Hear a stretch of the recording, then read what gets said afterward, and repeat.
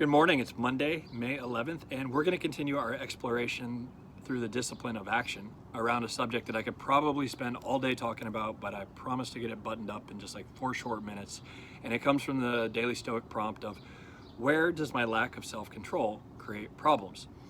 So asking me to choose which of the 4 Stoic virtues is my favorite, those virtues being self-control, courage, wisdom, and justice, is a bit like asking me to choose my favorite child. I mean, on one hand, depending on the day and the events surrounding it, I can give you a quick answer, albeit impulsive.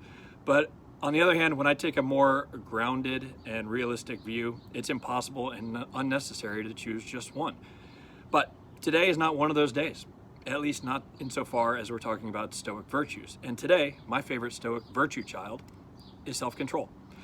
I tend to think of self-control as a superpower that not only enables your average Clark Kent to do superhuman things, but it also has the inverse effect, like the presence of kryptonite, when it's taken away.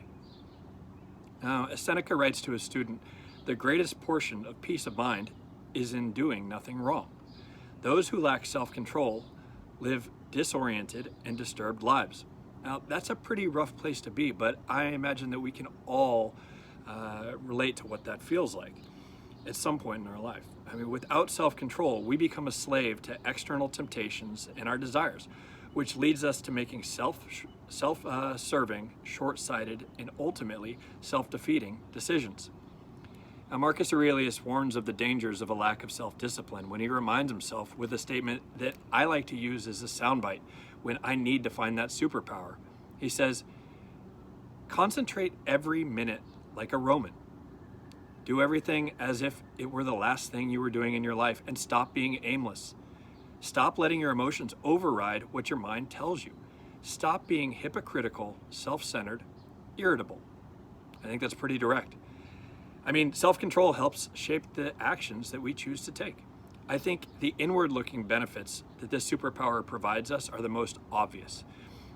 We've talked about the benefits of creating effective systems and habits for helping us support self-discipline. And those are particularly useful for making progress towards specific goals, like losing weight, like maintaining a healthy lifestyle, like overcoming procrastination, like developing a new skill. But interestingly, if we look at all of those examples, they're all internally aligned. They're all self-serving, at least on the surface.